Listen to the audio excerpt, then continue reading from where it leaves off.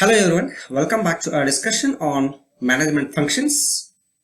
Dear students, during this session, I am going to discuss about power, authority, responsibility, delegation of authority, centralization and decentralization topic related to the company management. Then what is this power? The power is the ability to exert influence on the people. Power can be present in any relationship. It is the ability to change the attitudes or behavior of individuals or groups. ಶಕ್ತಿ ಅಥವಾ ಸಾಮರ್ಥ್ಯ ಅಂದ್ರೆ ಏನು ಅನ್ನೋದನ್ನು ನೋಡಬೇಕಾದ್ರೆ ಇದು ಒಬ್ಬ ವ್ಯಕ್ತಿಯ ಸಾಮರ್ಥ್ಯ. ಒಬ್ಬ ವ್ಯಕ್ತಿ ಇನ್ನೊಬ್ಬ ವ್ಯಕ್ತಿ ಮೇಲೆ ಏನ್ ಪ್ರಭಾವ ಮಾಡ್ತಾನಲ್ಲ ಅದನ್ನೇ ನಾವು ಸಾಮರ್ಥ್ಯ ಅಂತ ಹೇಳ್ಬೋದು. ಇದು ಸಂಬಂಧಗಳ ಮೇಲೆ ಅವಲಂಬಿಸಿರ್ತದೆ. ಎರಡು ಅಥವಾ ಎರಡಕ್ಕಿಂತ ಹೆಚ್ಚಿನ ಜನರ ಮಧ್ಯೆ ಯಾವ ರೀತಿಯಾಗಿರ್ತಕ್ಕಂತಹ ಒಂದು ರಿಲೇಶನ್ಶಿಪ್ ಇರ್ತದೋ ಆ ರಿಲೇಶನ್ಶಿಪ್ ಒಳಗೆ ಡೆಫಿನೆಟ್ ಆಗಿ ಒಂದಿಲ್ಲ ಒಂದು ರೀತಿಯಾಗಿರ್ತಕ್ಕಂತಹ ಸಾಮರ್ಥ್ಯ ಅನ್ನೋದು ಇದ್ದೇ ಇರ್ತದೆ. ಹಾಗಾದ್ರೆ ಇದು ಸಹಜವಾಗಿನೇ ಒಬ್ಬ ವ್ಯಕ್ತಿ ಅಥವಾ ವ್ಯಕ್ತಿಗಳ ಗುಂಪಿನ ಮೇಲೆ ಇನ್ನೊಬ್ಬ ವ್ಯಕ್ತಿಯಿಂದ ಆಗುವಂತಹ ಒಂದು ಮನೋಭಾವನೆಯ ಒಂದು ಬದಲಾವಣೆ ಏನಿರ್ತದಲ್ಲ ಅದನ್ನ ನಾವಿಲ್ಲಿ ಸಾಮರ್ಥ್ಯ ಅಂತ ಕರೀಬಹುದು. Then what are the sources of power? ಈ ಶಕ್ತಿ ಅಥವಾ ಸಾಮರ್ಥ್ಯದ ಮೂಲಗಳು ಯಾವುವು ಅನ್ನೋದು ನೋಡ್ಬೇಕಂದಾಗ John French and Bertram Raven have identified 5 sources or a basis of power, and with the development of charismatic leadership, charismatic power was introduced. So actually John French and Bertram Raven ಅವರು actually 5 ಮಹತ್ವದಾಗಿರ್ತಕ್ಕಂತಹ ಈ ಸಾಮರ್ಥ್ಯದ ಮೂಲಗಳು ಅಥವಾ ಸಾಮರ್ಥ್ಯದ ಬೇಸ್ಗಳನ್ನ ಅವರು identify ಮಾಡಿದ್ರು. ಆ ನಂತರ ಈ ಒಂದು ಲೀಡರ್ಶಿಪ್ ಡೆವಲಪ್ ಆದ ಹಾಗೆ ಮತ್ತೊಂದು ಮಹತ್ವದಾಗಿರ್ತಕ್ಕಂತಹ ಪವರ್ ನ ಇಲ್ಲಿ ಇಂಟ್ರೊಡ್ಯೂಸ್ ಮಾಡ್ತಾರೆ. ಅದನ್ನ ಚೆರಿಸ್ಮ್ಯಾಟಿಕ್ ಪವರ್ ಅಂತ ಹೇಳ್ತೀವಿ. ಹಾಗಾದ್ರೆ ಯಾವ ಈ ಜಾನ್ ಫ್ರೆಂಚ್ ಮತ್ತು ಬೆರ್ಟ್ರಮ್ ರೇವನ್ ಅವರು ನೀಡಿರ್ತಕ್ಕಂತಹ ಪವರ್ಗಳು ಅನ್ನೋದು ನೋಡೋದಾದ್ರೆ ಅದರಲ್ಲಿ ಮೊದಲನೇದಾಗಿ ರಿವಾರ್ಡ್ ಪವರ್ ಅನ್ನುವಂಥದ್ದು, ಪ್ರತಿಫಲದ ಶಕ್ತಿ ಅಥವಾ ಸಾಮರ್ಥ್ಯ ಅಂತ. Power derived from the fact that one person known as an influencer has the ability to reward another person known as influencee for carrying out orders which may be expressed or implied. ಈ ಪ್ರತಿಫಲದ ಸಾಮರ್ಥ್ಯದಲ್ಲಿ ಏನಾಗಿರ್ತದೆ, ಒಬ್ಬ ವ್ಯಕ್ತಿ ಇನ್ನೊಬ್ಬ ವ್ಯಕ್ತಿ ಮೇಲೆ ಪ್ರತಿಫಲದ ಆಧಾರದ ಮೇಲೆ ಪ್ರಭಾವ ಬೀರ್ತಿರ್ತಾನೆ. ಸೊ ಈ ಕೆಲಸ ಮಾಡಿದ್ರೆ ಇಷ್ಟ ನಿನಗೆ ಪ್ರತಿಫಲ ಸಿಗ್ತದೆ ಅನ್ನುವಂತಹ ಒಂದು ರೀತಿಯೊಳಗ ಪ್ರೆಷರ್ ಆಗಿರ್ತದೆ ಅಥವಾ ಇನ್ಫ್ಲೂಯೆನ್ಸ್ ಆಗಿರ್ತದೆ. ಸೊ ಅಂತದ್ದನ್ನು ನಾವಿಲ್ಲಿ ರಿವಾರ್ಡ್ ಪವರ್ ಅಂತ ಕರಿಬಹುದು. Then the next type of sources of power here is coercive power, ಬಲವಂತದ ಶಕ್ತಿ ಅಥವಾ ಸಾಮರ್ಥ್ಯ ಅಂತ ಹೇಳ್ತೀವಿ. It is based on the influencer's ability to punish the influencee for not meeting requirements is the negative side of reward power.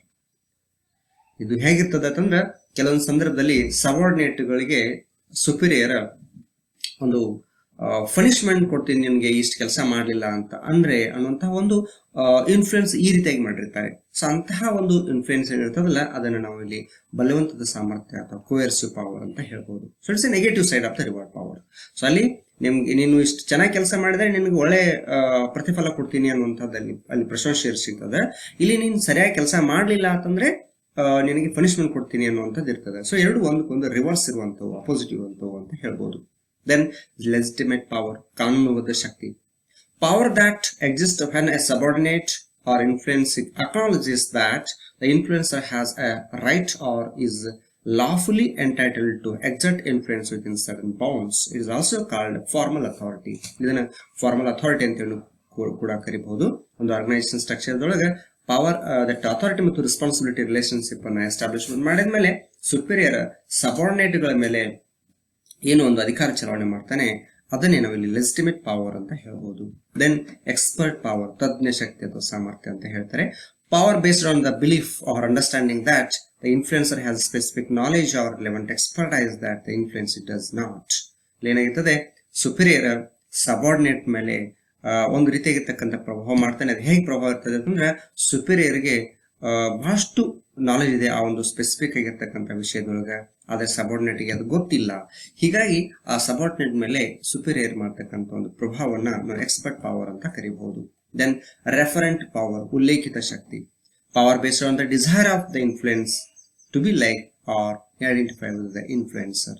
So ಯಾರೋ ಹೇಳ್ತಾರೆ ಈ ವ್ಯಕ್ತಿ ಇಂಥವಿದಾನಪ್ಪ ಅಂತ ಹೇಳಿ, ಸೊ ಆ ರೀತಿ ಇರ್ತಕ್ಕಂಥ ಒಂದು ರೆಫರೆನ್ಸ್ ಆಧಾರದ ಮೇಲೆ ಇಲ್ಲಿ ನಾವು ಐಡೆಂಟಿಫೈ ಮಾಡ್ಕೊಂಡ ಸೊ ನಾವು ಅಲ್ಲಿ ಪ್ರಭಾವಕ್ಕೊಳಗಾಗ್ತಿರ್ತೀವಿ. ಅದನ್ನ ನಾವು ಇಲ್ಲಿ ರೆಫರೆಂಟ್ ಪವರ್ ಅಂತ ಹೇಳ್ಬಹುದು.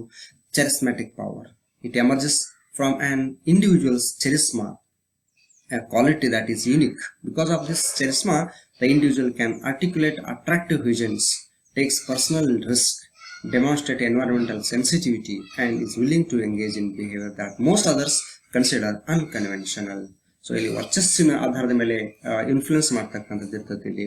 ಸೊ ಒಬ್ಬ ವ್ಯಕ್ತಿಯ ಅಟ್ರಾಕ್ಟಿವ್ ವಿಷನ್ಸ್ ಆಗಿರ್ಬೋದು, ಆತ ತಗೊಳ್ತಕ್ಕಂತಹ ವೈಯಕ್ತಿಕ ರಿಸ್ಕ್ ಆಗಿರ್ಬೋದು, ಅಥವಾ ಈ ಪರಿಸರದಲ್ಲಿ ಸೂಕ್ಷ್ಮತೆಗೆ ಆತ ಸ್ಪಂದಿಸುವಂತಹ ಒಂದು ಆತನ ಮನೋಭಾವನೆ ಇರ್ಬೋದು, ಇಂಥವು ಕೆಲವು ವ್ಯಕ್ತಿಗಳ ಮೇಲೆ ಪ್ರಭಾವ ಮಾಡ್ತಿರ್ತವೆ. ಅಂತದನ್ನ ನಾವು ಇಲ್ಲಿ charismatic ಪವರ್ ಅಂತ ಕರಿಬಹುದು. ಹೀಗೆ the sources of power can be understood through the 6 important sources.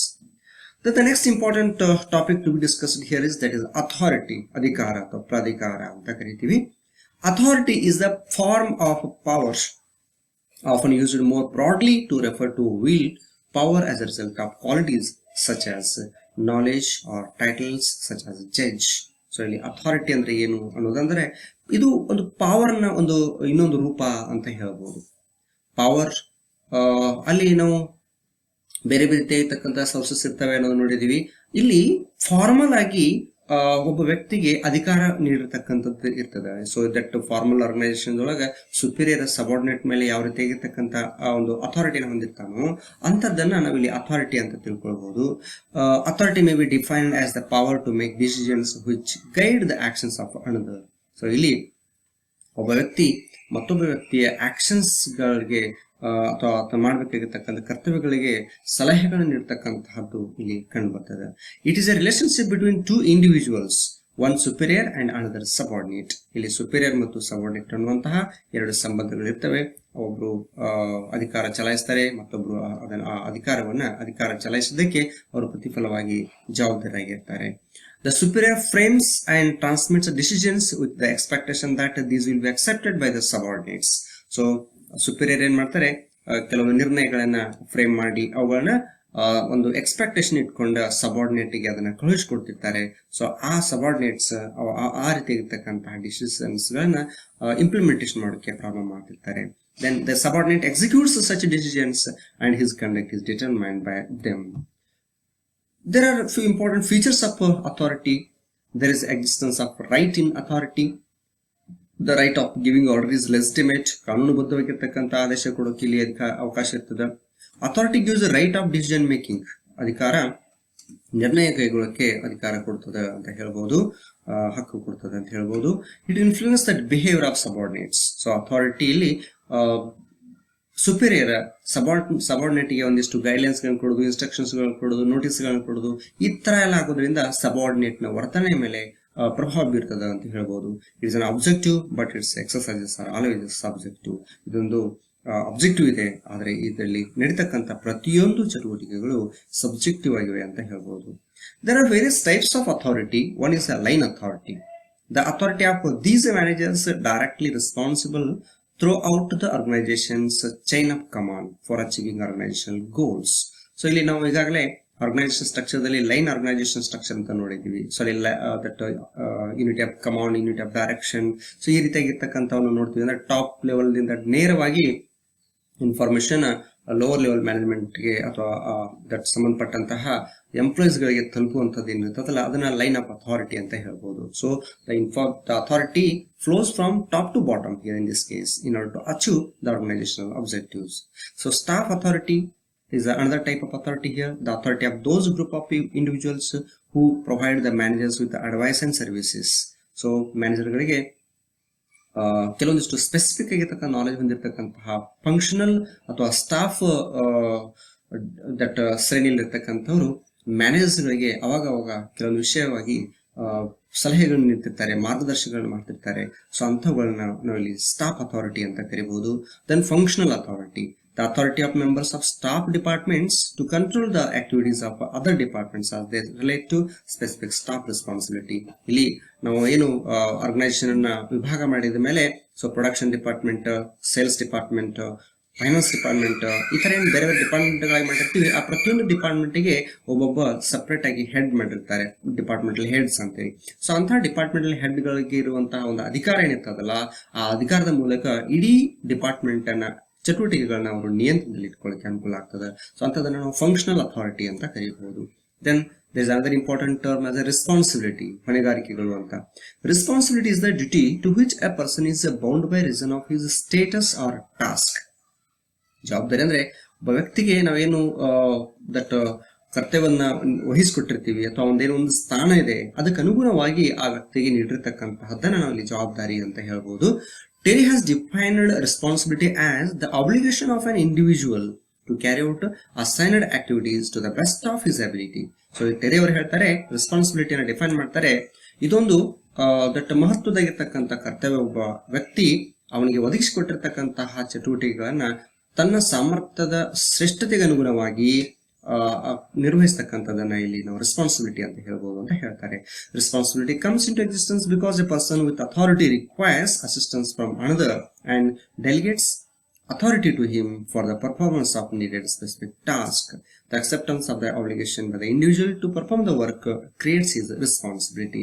ಇಲ್ಲಿ ಏನಾಗಿರ್ತದೆ, ಒಬ್ಬ ವ್ಯಕ್ತಿ ಕಡೆ ಅಧಿಕಾರ ಇರ್ತದೆ, ಆ ಅಧಿಕಾರದಿಂದಾಗಿ ಆತ ತನ್ನ ಕೆಲಸವನ್ನ ಕಂಪ್ಲೀಟ್ ಮಾಡ್ಕೊಳ್ಬೇಕಾಗಿತ್ತಂದ್ರೆ ಇನ್ನೊಬ್ಬ ವ್ಯಕ್ತಿಯ ಸಹಾಯ ಬೇಕಾಗಿರ್ತದೆ. ಅಂತಹ ಸಹಾಯವನ್ನ ಇನ್ನೊಬ್ಬರ ಕಡೆಯಿಂದ ತಗೊಳ್ಬೇಕಾದ್ರೆ ಅವರಿಗೆ ಅಥಾರಿಟಿನ ಕೊಡಬೇಕು ಆ ಕೆಲಸ ಮಾಡಿ ಕೊಡೋಕೆ. ಸೊ ಅಂತಹ ಒಂದು ಕೆಲಸ ಮಾಡಿಕೊಡೋಕೆ ನೀಡಿರ್ತಕ್ಕಂತಹದ್ದು ಏನಿರ್ತದಲ್ಲ, ಅದನ್ನ ನಾವು ಇಲ್ಲಿ ಜವಾಬ್ದಾರಿ ಅಂತ ಹೇಳ್ಬೋದು. ಅಂದ್ರೆ ಆ ವ್ಯಕ್ತಿ ಅಂದ್ರೆ ಸಹಾಯ ಮಾಡ್ಬೇಕಾಗಿರ್ತಕ್ಕಂಥ ವ್ಯಕ್ತಿ ಮಾಡ್ಲೇಬೇಕು, ಈ ಕೆಲಸ ಮಾಡಿಕೊಡ್ಲೇಬೇಕು ಅನ್ನುವಂಥದ್ದು ಏನೊಂದು ಅಬ್ಲಿಗೇಷನ್ ಇರ್ತದೆ, ಅದನ್ನ ನಾವು ಇಲ್ಲಿ ರೆಸ್ಪಾನ್ಸಿಬಿಲಿಟಿ ಅಂತ ಹೇಳ್ಬೋದು. Then meaning of delegation of authority. So sometimes we have to delegate the authority. Here delegation means conferring authority from one manager or organizational unit to another in order to accomplish particular assignment. So ಒಂದು ಕೆಲಸವನ್ನ ತಮ್ಮಿಂದ ಮಾಡೋಕೆ ಸಾಧ್ಯವಿಲ್ಲದಂತ ಸಂದರ್ಭದಲ್ಲಿ ಮತ್ತೊಬ್ಬ ಇಂಡಿವಿಜುವಲ್ಗೆ ಅಥವಾ ಮತ್ತೊಂದು ಘಟಕಕ್ಕೆ ಅದನ್ನ ನಿಯೋಜನೆ ಮಾಡ್ತಕ್ಕಂಥದ್ದನ್ನ ನಾವಿಲ್ಲಿ ಡೆಲಿಗೇಷನ್ ಅಂತ ಹೇಳ್ಬಹುದು. The act of assigning formal authority and responsibility for completion of specific activities to a subordinate. ಇಲ್ಲಿ ಫಾರ್ಮಲ್ ಆರ್ಗನೈಸೇಷನ್ ಸ್ಟ್ರಕ್ಚರ್ದೊಳಗೆ ನೀಡತಕ್ಕಂಥ ಅಥಾರಿಟಿ ಮತ್ತು ರೆಸ್ಪಾನ್ಸಿಬಿಲಿಟಿ ಒಂದು ರಿಲೇಶನ್ಶಿಪ್ ಬಿಲ್ಡ್ ಮಾಡಿ ಆ ಮೂಲಕ ಸಬಾರ್ಡಿನೇಟ್ಗಳಿಗೆ ಅಧಿಕಾರವನ್ನ ಒದಗಿಸಿಕೊಡ್ತಕ್ಕಂಥದ್ದನ್ನ ಇಲ್ಲಿ ನಾವು delegation of authority ಅಂತ ಹೇಳ್ಬೋದು. The delegation is a process that a manager follows in dividing the work assigned to him, entrusting a part of it to his subordinates and creating accountability for the performance. So ಇಲ್ಲಿ delegation ಇದೊಂದು ಪ್ರಕ್ರಿಯೆ ಇದೆ. ಈ ಪ್ರಕ್ರಿಯೆಯಲ್ಲಿ ಏನಾಗಿರ್ತದೆ ಅಂದ್ರೆ manager ತನ್ನ ಡಿಪಾರ್ಟ್ಮೆಂಟ್ಗೆ ಸಂಬಂಧಪಡ್ತಕ್ಕಂತಹ ಕೆಲಸ ಮಾಡ್ಬೇಕಾಗಿರ್ತದೆ. So ಆ ಕೆಲಸನ ತನ್ನ ಇನ್ನೊಬ್ಬರ ಕಡೆಯಿಂದ ಏನ್ ಮಾಡಿಸ್ಕೊಳ್ಬೇಕಾಗಿರ್ತದಲ್ಲ, ಹಾಗೆ ಮಾಡಿಸ್ಕೊಳ್ಬೇಕಾದಾಗ ಅವರಿಗೆ ಅಧಿಕಾರ ಹಸ್ತಾಂತರ ಮಾಡ್ಬೇಕಾಗ್ತದೆ. ಸೊ ಹಾಗೆ ಆ ಅಧಿಕಾರ ಹಸ್ತಾಂತರ ಮಾಡ್ಬೇಕಾಗಿರ್ತಕ್ಕಂಥ ಏನ್ ಪ್ರಕ್ರಿಯೆ ಇರ್ತದಲ್ಲ, ಅದನ್ನೇ ಇಲ್ಲಿ ನಾವು ಡೆಲಿಗೇಷನ್ ಆಫ್ ಅಥಾರಿಟಿ ಅಂತ ಹೇಳ್ಬೋದು. So Theo Hyman and George R. Terry had defined the delegation of authority in this way. First of all, let me take a quotation of Theo Hyman. Delegation of authority means the granting of authority to subordinates to operate within the prescribed limit. ತನ್ನ ವ್ಯಾಪ್ತಿಗೆ ಅನುಗುಣವಾಗಿ ಒಬ್ಬ subordinate ತನಗೆ ನೀಡಿರ್ತಕ್ಕಂತಹ ಒಂದು ಅಧಿಕಾರವನ್ನು ಚಲಾವಣೆ ಮಾಡುವಂತಹದ್ದೇನಿರ್ತದಲ್ಲ ಅದನ್ನ delegation of authority ಅಂತ ಹೇಳ್ಬೋದು. ಸೊ ಜಾರ್ಜ್ ಆರ್ ಟೆರಿ ಅವರು ಹೇಳ್ತಾರೆ, delegation of authority is the process of conferring authority from one executive or organisation unit to another in order to accomplish a particular task. ಒಂದು ಕೆಲಸವನ್ನ ಒಬ್ರು ಇನ್ನೊಬ್ಬರ ಕಡೆಯಿಂದ ಮಾಡಿಸ್ಕೊಳ್ಬೇಕಾದಾಗ, so ಅವ್ರು ಇನ್ನೊಬ್ಬರಿಗೆ ಯಾರ ಕಡೆಯಿಂದ ಕೆಲಸ ಮಾಡಿಸ್ಕೊಳ್ಬೇಕಾಗಿದೆಯೋ ಅವ್ರಿಗೆ ಆ ಒಂದು ಅಥಾರಿಟಿಯನ್ನ ವರ್ಗಾವಣೆ ಮಾಡಬೇಕಾಗಿರ್ತಕ್ಕಂಥ ಅಗತ್ಯತೆ ಇರ್ತದೆ. ಸೊ ಅದನ್ನು ನಾವು ಇಲ್ಲಿ ಡೆಲಿಗೇಷನ್ ಆಫ್ ಅಥಾರಿಟಿ ಅಂತ ಹೇಳ್ಬೋದು. So there are various steps or elements of delegation. There are particularly 4 important steps or elements of delegation here. First of all, determination of results expected. Delegation ಮಾಡಬೇಕಾದಾಗ ಮೊಟ್ಟ ಮೊದಲಿಗೆ ಮಾಡಬೇಕಾಗಿದ್ದೇನು ಅಂತಂದ್ರೆ, ಆ ಅಥಾರಿಟಿನ ಡೆಲಿಗೇಟ್ ಮಾಡಬೇಕಾಗೋದ್ರಿಂದ ನಾವು ಏನು result expect ಮಾಡಿದೀವಿ ಅದನ್ನ ನಿಶ್ಚಯಿಸ್ಕೊಳ್ಬೇಕು. ಫಸ್ಟ್ ನಮಗೇನು ಎಕ್ಸ್ಪೆಕ್ಟೆಡ್ ಫಲಿತಾಂಶ ಇದೆ, ಏನ್ ನಿರೀಕ್ಷೆ ಮಾಡ್ತಾ ಇದೀವಿ, ಸೊ ಅದನ್ನ ಮೊದಲು ನಿಶ್ಚಯ ಮಾಡಬೇಕು. Then second step assignment of duties. So ಆ ಫಲಿತಾಂಶವನ್ನ ಯಾರಿಗೆ ಅಂದ್ರೆ ಆ ಫಲಿತಾಂಶನ ಪಡ್ಕೊಳ್ಬೇಕಾಗಿತ್ತು, ನಿರೀಕ್ಷಿತ ಫಲಿತಾಂಶ ಬರಬೇಕಾಗಿತ್ತು ಅಂತಂದ್ರೆ ಯಾರಿಗೆ ಆ ಡ್ಯೂಟಿಯನ್ನ ಅಥವಾ ಆ ಅಥಾರಿಟಿಯನ್ನ ಅಸೈನ್ ಮಾಡಿದ್ರೆ ನಮಗೆ ಎಕ್ಸ್ಪೆಕ್ಟೆಡ್ ರಿಸಲ್ಟ್ ಬರಕ್ ಸಾಧ್ಯ ಇದೆಯೋ ಅಂತವ್ರಿಗೆ ಅಸೈನ್ ಮಾಡೋದು. Then after that we have to grant the authority. So duty assign ಮಾಡಿದ್ಮೇಲೆ ಆ ಡ್ಯೂಟಿ ಮಾಡಬೇಕಾದ್ರೆ ಅವರಿಗೆ ಸಂಬಂಧಪಟ್ಟಂತವರಿಗೆ ಅಧಿಕಾರವನ್ನ ನಾವು ಗ್ರಾಂಟ್ ಮಾಡಬೇಕು. Then after that we have to make a creation of obligation and accountability. ಅವರಿಗೆ ಯಾರಿಗೆ ನಾವು ಅಥಾರಿಟಿ ಕೊಟ್ಟಿದ್ದೀವಿ, ಯಾರಿಗೆ ಡ್ಯೂಟೀಸ್ ಅನ್ನ ಅಸೈನ್ ಮಾಡಿದ್ದೀವಿ, ಸೊ ಅವ್ರಿಗೆ ಆ ಒಂದು ಕರ್ತವ್ಯ ಮಾಡಿ ಮುಗಿಸ್ಬೇಕು ಅನ್ನುವಂತಹ ಒಂದು ಆಬ್ಲಿಗೇಷನ್ಸ್ ಮತ್ತು ಅಕೌಂಟಬಿಲಿಟಿಯನ್ನ ಕ್ರಿಯೇಟ್ ಮಾಡಿಕೊಡ್ಬೇಕಾಗ್ತದೆ. ಸೊ ಈ ರೀತಿಯಾಗಿರ್ತಕ್ಕಂತಹ ಸ್ಟೆಪ್ಸ್ ಅಥವಾ ಎಲಿಮೆಂಟ್ಸ್ ಗಳನ್ನ ನಾವು ಅಥಾರಿಟಿನ ಡೆಲಿಗೇಟ್ ಮಾಡಬೇಕಾದಾಗ ಅನುಸರಿಸಬೇಕಾಗ್ತದೆ. Then there are few important principles of delegation. Delegation ಮಾಡಬೇಕಾದ್ರೆ first of all delegation by results expected. So ನಾವು ಏನ್ ರಿಸಲ್ಟ್ ಬೇಕಾಗಿದೆ ಅದನ್ನ ಎಕ್ಸ್ಪೆಕ್ಟ್ ಮಾಡಿರ್ತಕ್ಕಂತಹ ನಿರೀಕ್ಷಿತ ಫಲಿತಾಂಶ ಬರಬೇಕಾದಾಗ ನಾವು ಡೆಲಿಗೇಷನ್ ಮಾಡಬೇಕಾಗ್ತದೆ. Then functional definition. So function ಏನಿದೆ, ಆ ಡೆಲಿಗೇಷನ್ ಮಾಡಬೇಕಾಗಿರ್ತಕ್ಕಂತಹ ಒಂದು ಜಾಬ್ ಅಥವಾ ಒಂದು ಆಕ್ಟಿವಿಟೀಸ್ಗೆ ಸಂಬಂಧಪಡ್ತಕ್ಕಂತಹ ದಟ್ ಏನ್ ಕಾರ್ಯ ಇದೆ ಅದನ್ನ ಡಿಫೈನ್ ಮಾಡಬೇಕು ಕ್ಲಿಯರ್ ಆಗಿ. Then clarity of lines of authority. So authority ಯಾರಿಂದ ಯಾರಿಗೆ ಪಾಸ್ ಆಗ್ತದೆ ಅನ್ನುವಂತಹ ಒಂದು ಲೈನ್ಸ್ ಅನ್ನ ಕ್ಲಿಯರಿಟಿ ಮಾಡಬೇಕು. ಅಂದ್ರೆ ಇಲ್ಲಿ ಅಥಾರಿಟಿ ರೆಸ್ಪಾನ್ಸಿಬಿಲಿಟಿ ಕ್ಲಿಯರ್ ಆಗಿ ಅಲ್ಲಿ ನಾವು ಡಿಫೈನ್ ಮಾಡಬೇಕು. ಸೊ ಇವರು ಸುಪೀರಿಯರ್, ಇವರು ಸಬಾರ್ಡಿನೇಟ್ಗೆ ನಾವು ಅಥಾರಿಟಿ ಡೆಲಿಗೇಟ್ ಮಾಡಾಕತ್ತಿದೀವಿ. ಸೊ ಈ ರೀತಿಯಾಗಿರ್ತಕ್ಕಂಥ ಒಂದು ಕ್ಲಾರಿಟಿ ಇರಬೇಕಲ್ಲಿ. Then levels of authority. So authority level that is top level, middle level, lower level. So ಯಾವ ಲೆವೆಲ್ ನಿಂದ ಯಾವ ಲೆವೆಲ್ಗೆ ಒಂದು ಅಥಾರಿಟಿ ಡೆಲಿಗೇಟ್ ಆಗ್ತಾ ಇದೆ ಅನ್ನುವಂಥದ್ದನ್ನ ನಾವಿಲ್ಲಿ ಮಹತ್ವದಾಗಿರ್ತದೆ. Then absoluteness of responsibility. So ಜವಾಬ್ದಾರಿ ಯಾರಿಗೆ ಕೊಟ್ಟಿರ್ತೀವಿ, ಅಥಾರಿಟಿ ಯಾರಿಗೆ ಕೊಟ್ಟಿರ್ತೀವಿ ಅವ್ರಿಗೆ ಜವಾಬ್ದಾರಿ ಕೂಡ ಇರ್ತದೆ. ಸೊ ಅಂಡ್ ಇನ್ನೊಂದು ಇಂಪಾರ್ಟೆಂಟ್ ಇಲ್ಲಿ ಅಂತಂದ್ರೆ parity of authority and responsibility ಇದೆ. ಅಂದ್ರೆ ಅಧಿಕಾರ ಮತ್ತು ಜವಾಬ್ದಾರಿ ಎರಡೂ ಕೂಡ ಸಮಾನವಾಗಿರ್ಬೇಕು. ಸಮಾನತೆ ಅನ್ನುವಂಥದ್ದು ಬಹಳಷ್ಟು ಮಹತ್ವದಾಗಿರ್ತದೆ. Then limit to delegation of authority. ನಾವು ಏನು ಒಂದು ಅಧಿಕಾರವನ್ನು ಕೊಟ್ಟಿರ್ತೀವಿ ಆ ಅಧಿಕಾರದ ವ್ಯಾಪ್ತಿ ಒಳಗಡೆನೆ ಆ ಒಂದು ಆ ವ್ಯಕ್ತಿ ಯಾರಿಗೆ ಡೆಲಿಗೇಷನ್ ಮಾಡಿದೀವಿ ಅವರು ಕಾರ್ಯಚಟುವಟಿಕೆನ ನಿರ್ವಹಿಸಬೇಕಾಗಿರ್ತದೆ. ಸೊ ಆ ವ್ಯಾಪ್ತಿಯನ್ನ ದಾಟುವ ಹಾಗಿಲ್ಲ. Continuous flow of information. So ಇಲ್ಲಿ ಡೆಲಿಗೇಷನ್ ಮಾಡಿದಾಗ ಇನ್ಫಾರ್ಮೇಶನ್ ಮಾತ್ರ ಕಂಟಿನ್ಯೂಸ್ ಫ್ಲೋ ಆಗ್ತಾ ಹೋಗ್ತಿರ್ಬೇಕಾಗ್ತದೆ. Then after that we have some of important measures for effective delegation. So ನಿಯೋಜನೆ ಕ್ರಮಗಳು ದಟ್ ಪರಿಣಾಮಕಾರಿಯಾಗಿ ಆಗಬೇಕಾಗಿತ್ತು ಅಂದ್ರೆ ಏನ್ ಕ್ರಮಗಳನ್ನು ಕೈಗೊಳ್ಳಬೇಕು ಅನ್ನೋಂಥದ್ದು. Decide which task can be delegated. First ನಾವು ಅಥಾರಿಟಿನ ಡೆಲಿಗೇಟ್ ಮಾಡೋಕ್ಕಿಂತ ಮುಂಚೆ ಯಾವ ಟಾಸ್ಕ್ ಅನ್ನ ಡೆಲಿಗೇಟ್ ಮಾಡಬೇಕಾಗಿದೆ, ಅಂದ್ರೆ ಯಾವ ಟಾಸ್ಕ್ ಅನ್ನ ನಿಯೋಜನೆ ಮಾಡಬೇಕಾಗಿದೆ ಅನ್ನೋದನ್ನ ನಿರ್ಧಾರ ಮಾಡಬೇಕು. Then decide who can get the assignment. So ಯಾರಿಗೆ ಈ ಒಂದು ಅಥಾರಿಟಿ ಟಾಸ್ಕ್ ಅನ್ನ ಡೆಲಿಗೇಟ್ ಮಾಡಿದ್ರೆ ಅದು ನಾವು ನಿರೀಕ್ಷಿತ ಫಲಿತಾಂಶ ಪಡ್ಕೊಳ್ಳೋಕೆ ಸಾಧ್ಯ ಆಗ್ತದೆ ಅದನ್ನ ಪೂರ್ವಭಾವಿಯಾಗಿ ನಾವು ನಿಶ್ಚಯ ಮಾಡಬೇಕಾಗ್ತದೆ. Then provide sufficient resources for carrying out the delegated task.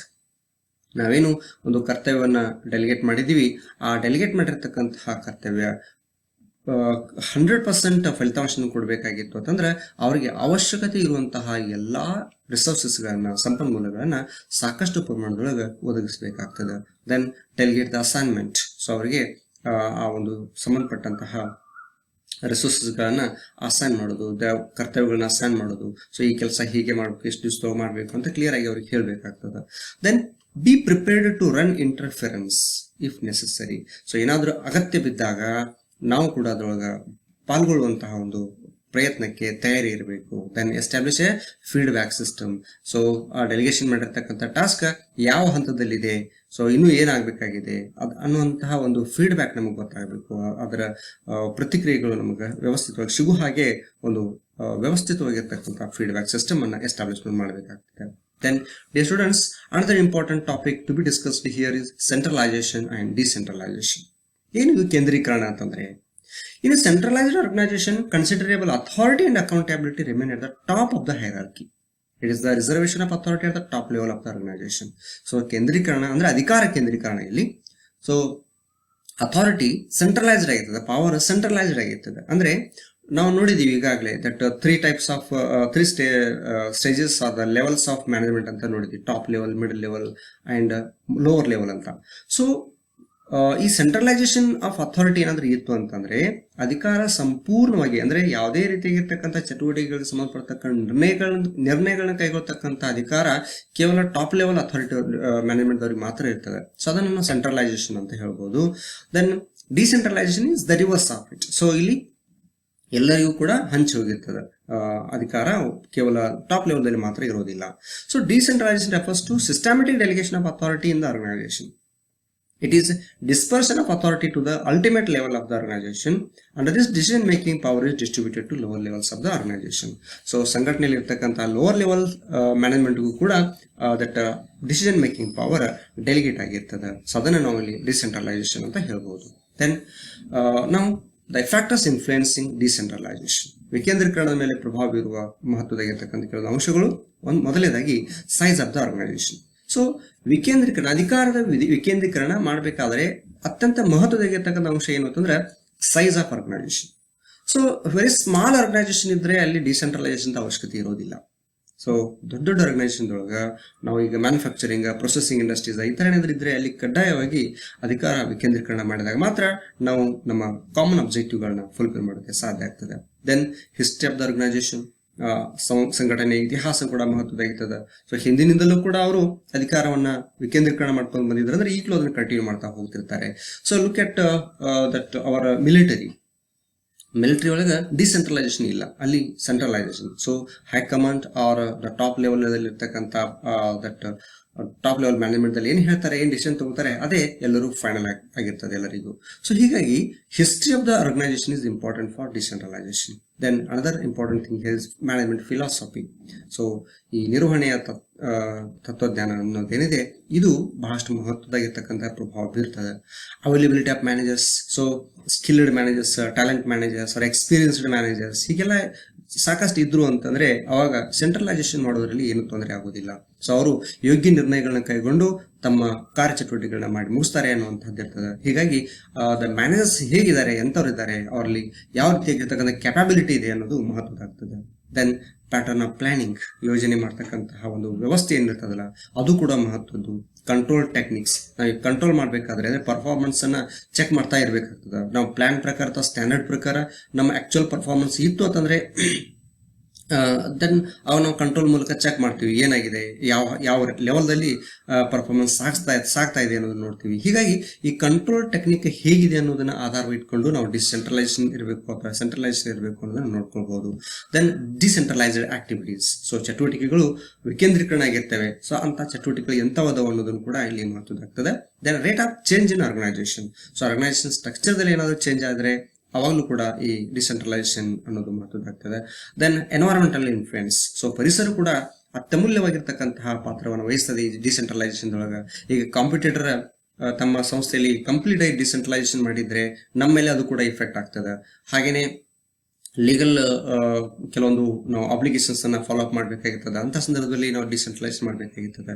ಹೀಗಾಗಿ ಈ environmental influence, so even economically, politically, legally, socially and even the society, whole society. So ಇಂತಹ ಹಲವಾರು ಮಹತ್ವದಾಗಿರ್ತಕ್ಕಂತಹ ಎನ್ವೈರನ್ಮೆಂಟಲ್ ಫ್ಯಾಕ್ಟರ್ಸ್ ನಮ್ಮ ಡಿಸೆಂಟ್ರಲೈಸೇಷನ್ ಮೇಲೆ ಪ್ರಭಾವ ಬೀರ್ತವೆ ಅಂತ ಹೇಳ್ಬೋದು. Then there are few important advantages of decentralization. So it reduces burden of top executives definitely. So top level management ಇರ್ತಕ್ಕಂಥವರ ಒಂದು ಜವಾಬ್ದಾರಿಯನ್ನ ಅಥವಾ ಅವ್ರ ಮೇಲೆ ಇರ್ತಕ್ಕಂಥ ಒಂದು ಭಾರವನ್ನ ಈ ಡಿಸೆಂಟ್ರಲೈಸೇಷನ್ ಇಂದ ಕಡಿಮೆ ಮಾಡೋಕ್ಕೆ ಸಾಧ್ಯ ಆಗ್ತದೆ. ಡೈವರ್ಸಿಫಿಕೇಶನ್, ಸೊ ಅಧಿಕಾರ ಡೈವರ್ಟ್ ಆಗ್ತದೆ. ಸೊ ಹೀಗಾಗಿ ಒಬ್ಬರ ಮೇಲೆ ಬಹಳಷ್ಟು ರಿಸ್ಕ್ ಇರೋದಿಲ್ಲ. Quick decisions. ಸೊ ಡಿಸೆಂಟ್ರಲೈಸೇಷನ್ ಒಳಗೆ ನಾವು ಸಬಾರ್ಡಿನೇಟ್ಸ್ಗಳಿಗೆ ಅಥವಾ ಲೋವರ್ ಲೆವೆಲ್ ಮ್ಯಾನೇಜ್ಮೆಂಟ್ ಅವರಿಗೆ ಅಧಿಕಾರ ಕೊಟ್ಟಿರೋದ್ರಿಂದ ಅವರು ತಮ್ಮ ಲೆವೆಲ್ದಲ್ಲಿನೇ ಇಮಿಡಿಯೇಟ್ ಆಗಿ ಕರೆಕ್ಟ್ ಆಗಿರ್ತಕ್ಕಂಥ ನಿರ್ಣಯಗಳನ್ನ ತಗೊಳ್ಳೋಕೆ ಸಾಧ್ಯ ಆಗ್ತದೆ. Then development of managerial personal.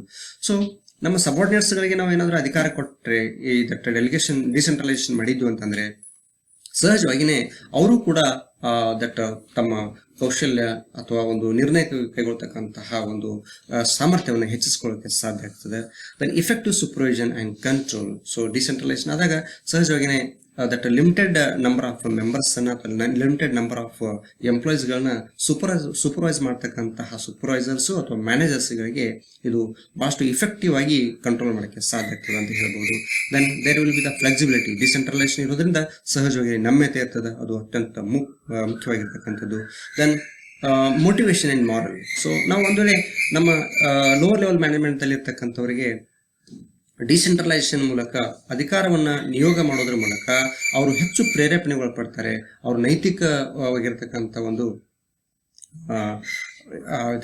ನೈತಿಕವಾಗಿರ್ತಕ್ಕಂತಹ ಅವರಲ್ಲಿ ಮನೋಭಾವನೆ ಹೆಚ್ಚಾಗ್ತದೆ ಅಂತ ಹೇಳ್ಕೊಳ್ಬಹುದು. It provides a product and market emphasis.